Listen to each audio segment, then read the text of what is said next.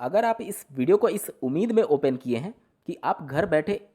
DElEd batch से संबंधित अभ्यर्थी बिना कुछ किए प्रमोट हो जाएंगे तो इस वीडियो को यहीं पे स्किप कर सकते हैं। लेकिन शासन प्रशासन एससीईआरटी तानाशाही की वजह से अगर आप सभी बैच प्रशिक्षु एक वर्ष सत्र आपका लेट जा रहा है और इसके कारण आपके अंदर उबाल उत्पन्न हो रहा है तो यह वीडियो आप ही के लिए है। नमस्कार दोस्तों, मेरा नाम है नीरज और आप देख रहे हैं करियर बिट यूट्यूब चैनल। अगर आप इस चैनल पर पहली बार विजिट कर रहे हैं तो इसको सब्सक्राइब करते हुए बेल आइकन को प्रेस करना ना भूलें। जिस प्रकार से 9 अक्टूबर 2020 को गोरखपुर जिले के गोरखनाथ मंदिर परिसर में डीएलएड के प्रशिक्षुओं को ज्ञापन सौंपने से पुलिस बल का प्रयोग करते हुए रोका गया था, उसको देखकर थोड़ी सी आशंका जरूर हो रही थी कि 10 अक्टूबर 2020 को जो विशाल धरना प्रदर्शन का आयोजन किया गया था, क्या उसमें भीड़ इकट्ठी हो भी पाएगी या फिर नहीं। लेकिन प्रशिक्षुओं की संख्या जो आप स्क्रीन पर देख पा रहे हैं, इसको देख करके कहीं से भी नहीं लगता कि अभ्यर्थियों के हौसले थोड़े बहुत भी कमजोर हुए होंगे। यहाँ पर महिला प्रशिक्षुओं की संख्या देख करके उन सभी प्रशिक्षुओं के मुंह पर यह तमाचा जरूर लगना चाहिए जो कि घर बैठे प्रमोट होने की उम्मीद रखते हैं और बिना घर से निकले वो सोच रहे हैं कि वह प्रमोट हो जाएंगे या फिर शासन के द्वारा उन पर दया करके उनको प्रमोट कर दिया जाएगा। आप सभी जो भी अभी गुमराह हो रहे हैं कि आप प्रमोट नहीं हो सकते या फिर शासन अब कुछ फैसला नहीं लेगी या फिर पीएनपी अपने जो भी एग्जाम कार्यक्रम जारी किए हैं उसमें बदलाव नहीं करेगी, तो भी आप अभी तक गलत सोच रहे हैं। अब बात कर लेते हैं 10 अक्टूबर 2020 को प्रयागराज जिले के बालसन चौराहे पर जो धरना प्रदर्शन किया गया था उसका क्या प्रभाव रहा। ये जो धरना प्रदर्शन का आयोजन किया गया था यह पूरी तरीके से मैं इसको सफल मानता हूं, क्योंकि शासन प्रशासन निश्चित तौर पर दबाव में आया है और इसी की वजह से सीओ और एसपी वहां खुद उपस्थित थे ज्ञापन लेने के लिए, लेकिन डीएलएड के रिप्रेजेंटेटिव्स ने उनको ज्ञापन देने से मना कर दिया और उन्होंने स्पष्ट शब्दों में ये कहा कि डीएम जब खुद उपस्थित होंगे तभी वह उनको मामले को समझाएंगे और उसके बाद अपना ज्ञापन सौंपेंगे। जिसके बाद से एसडीएम तैयार हो चुके थे इन सभी प्रशिक्षुओं के बीच उपस्थित होकर के उनके मामले को सुनने के लिए और उनके ज्ञापन को लेने के लिए। सभी प्रशिक्षुओं ने उनको विशेष रूप से सभी मामले से अवगत कराया और ज्ञापन सौंपा और उन्होंने भी अपनी प्रतिबद्धता जाहिर की है कि वह जल्द से जल्द शासन प्रशासन तक उनके मुद्दों को पहुंचाएंगे और हो सकता है कि अब तक आपके मुद्दे पहुंच भी गए हों। यहाँ पर मैं विशेष रूप से टिप्पणी करना चाहूँगा कि सभी डीएलएड के रिप्रेजेंटेटिव्स के द्वारा कड़े शब्दों में उनको चेतावनी भरे अल्फाज में ये भी कहा गया कि वह सिर्फ 48 से 72 घंटे का ही वेट करेंगे। अगर शासन प्रशासन की तरफ से कोई पॉजिटिव रिस्पांस नहीं मिलता है तो दिन मंगलवार को फिर से वह मजबूर होंगे इसी चौराहे पर सड़क पर सभी प्रशिक्षुओं के साथ उतरने के संदर्भ में, अगर कोई एग्जैक्ट डिसीजन उनके फेवर में नहीं लिया जाता। शासन स्तर पर डीएलएड के प्रमोट मुद्दे को उतनी अच्छी तरीके से नहीं समझा जा सकता जितने अच्छे तरीके से पीएनपी के सचिव या फिर एससीईआरटी के निदेशक समझ सकते हैं, क्योंकि ये इन्हीं का विभाग है। देखिए, शासन का काम ये होता है कि जो भी जिसका विभाग है उसके सचिव के द्वारा या फिर उनके हेड के द्वारा जो भी उनको प्रस्ताव भेजा जा रहा है उस पर विचार करके वह अपनी मंजूरी देते हैं। जब एक तरीके से आप यूनिवर्सिटी लेवल की परीक्षाओं पर जो कमेटी अपनी रिपोर्ट भेजी थी, शासन ने उनके रिपोर्ट को हूबहू मंजूरी दे दी थी, यानी कि जो प्रस्ताव उनके पास जा रहा है उसी पर वो विचार कर रहे हैं। अब जब पीएनपी के सचिव या फिर एससीईआरटी के द्वारा पहले से ही बैच से संबंधित अभ्यर्थियों को प्रमोट करने के लिए नहीं भेजा गया था तो शासन आपके मुद्दे से अवगत ही नहीं थी कि आपका मुद्दा क्या है।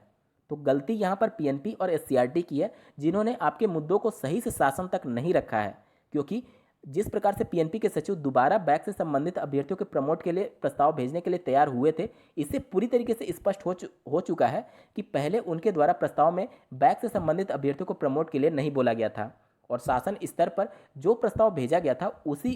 को मंजूरी मिल गई थी। तो यहाँ पर मैं गवर्नमेंट की गलती नहीं मानूंगा, पूरी की पूरी गलती पीएनपी और एससीईआरटी की है और अभी भी पीएनपी और एससीईआरटी के द्वारा मुद्दे को गुमराही किया जा रहा है, क्योंकि जिस प्रकार से एससीईआरटी पर धरना प्रदर्शन का आयोजन किया गया था वहां पर एससीईआरटी के निदेशक के द्वारा आप सभी को ये आश्वासन जरूर दिया गया था कि आपके हितों की रक्षा होगी, लेकिन उसके तुरंत बाद एग्जाम कार्यक्रम जारी कर दिए गए थे पीएनपी के द्वारा, तो कोई भी आपको राहत नहीं मिला था। निश्चित तौर पर पीएनपी और एससीईआरटी आप सभी को गुमराह कर रही है। तो ये अब आप लोग की जिम्मेदारी बनती है कि आप सभी शासन तक आपके सही मुद्दे पहुंचे, क्योंकि पीएनपी और एससीईआरटी ने 2 बार गलती कर दी है। अब आप उसके भरोसे नहीं बैठ सकते, आपको शासन स्तर तक अपने मुद्दों को पहुंचाना होगा। आप लोगों ने अभी तक बहुत अच्छा कार्य किया है, लेकिन अब दिनांक 12 अक्टूबर 2020 को डीएलएड 2017 बैच के रिप्रेजेंटेटिव्स श्री रजत सिंह जी ने एक बार फिर से विशाल धरना प्रदर्शन का आह्वान किया है लखनऊ में बेसिक शिक्षा मंत्री श्री सतीश चंद्र द्विवेदी जी के आवास पर कि वहां पर उपस्थित होकर के आप भारी संख्या में अपने मुद्दे से उनको अवगत कराइए और ज्ञापन सौंपिए कि आपका हित किस प्रकार से प्रभावित हो रहा है और पीएनपी और एससीईआरटी की गलत नीतियों की वजह से किस प्रकार से आपका सत्र 1 साल पीछे चला जा रहा है। अब आप सोचेंगे कि इतने जगह धरना प्रदर्शन हो चुका है, अब तक कुछ पॉजिटिव रिस्पांस नहीं दिख रहा है, तो इसका क्या हो जाएगा। तो मैं यहाँ पर बता दूं कि बेसिक शिक्षा विभाग जो देखते हैं वो बेसिक शिक्षा मंत्री जी के द्वारा ही देखा जाता है। तो अगर आपके मुद्दे सही से उनके पास उठ गए तो जल्द से जल्द इस पर एक्शन होगा और उनके द्वारा जो आदेश दिया जाएगा वह पीएनपी के सचिव और एससीईआरटी भी मानने के लिए पूरी तरीके से बाध्य होंगे। और दूसरा, जैसा कि आपको ज्ञात होगा 2022 नज़दीक है, तो निश्चित तौर पर भीड़ जो होती है वह वोट बैंक के रूप में मंत्रियों को दिखते हैं। तो कोई भी मंत्री नहीं चाहेगा कि जो भी वोट बैंक है उसको नाराज करना, और आपके मुद्दे फिर भी जायज़ हैं तो निश्चित तौर पर आपका एक्शन जल्द से जल्द होने की पूरी उम्मीद है। वर्तमान समय डीएलएड बैच से संबंधित अभ्यर्थियों के लिए बहुत ही महत्वपूर्ण चल रहा है, क्योंकि अगर आपने अभी संघर्ष कर लिया तो आपका भविष्य उज्जवल है, और अगर आप अभी शिथिल पड़े तो आपका भविष्य गर्त में जा रहा है। इस समय जो भी धरना प्रदर्शन का आयोजन किया जा रहा है, आप सभी उसमें बढ़ चढ़ करके हिस्सा लीजिए, क्योंकि आपके मुद्दे बहुत ज़्यादा ज्वलंत हो चुके हैं उत्तर प्रदेश में, और बहुत जल्दी आप सभी को इस पर सफलता भी मिलने जा रही है। तो मैं उम्मीद करूंगा कि 12 अक्टूबर दोपहर के 12 बजे लखनऊ में जो श्री रजत सिंह जी के द्वारा धरना प्रदर्शन का आयोजन किया गया है, आप सभी उसमें बढ़ चढ़ करके हिस्सा लेंगे, और जो भी गलती अभी तक प्रशिक्षु किए हुए हैं जो कि धरना प्रदर्शन में नहीं जाते हैं, आप घर पर बैठे रहेंगे तो बैठे ही रह जाएंगे 2 साल तक। तो दिन और समय याद रखिएगा, 12 अक्टूबर दोपहर के 12 बजे लखनऊ में श्री रजत सिंह जी की अध्यक्षता में धरना प्रदर्शन का आयोजन है। और मंगलवार को फिर से अल्टीमेटम दिया गया था, जो कि बालसन चौराहे पर एसडीएम को ज्ञापन सौंपा गया है। अगर कोई पॉजिटिव रिस्पांस नहीं आता है तो मंगलवार को फिर से अभ्यर्थी वहां पर उपस्थित होंगे। तो प्रयागराज से आसपास के जिले के जो भी प्रशिक्षु हैं मंगलवार को वहां पर उपस्थित जरूर हों। और मैं पूरे 100% उम्मीद के साथ कहता हूं कि जो भी बैच से संबंधित प्रशिक्षु हैं वो पूरी तरीके से प्रमोट होने के लिए अपना अधिकार भी रखते हैं, और वो प्रमोट होंगे भी। और यहाँ पर मैं जो प्रमोट हो चुके हैं अभ्यर्थी उनसे भी विशेष रूप से अपील करना चाहूँगा कि देखिए,